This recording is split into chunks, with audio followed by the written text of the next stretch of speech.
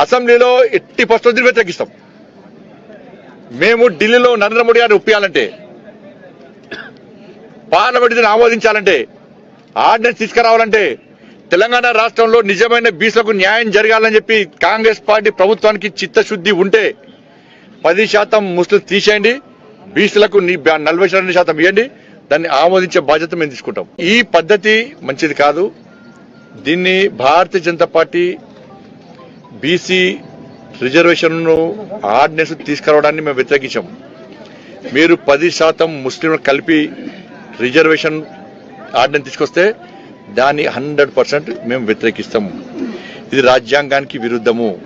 మత ప్రాతిపదికన రిజర్వేషన్ను సుప్రీంకోర్టు కూడా కొట్టేసింది. ఇది రాజ్యాంగానికి విరుద్ధము. బాబాసాహెబ్ అంబేద్కర్ ఆలోచన విధానానికి విరుద్ధం ఇది.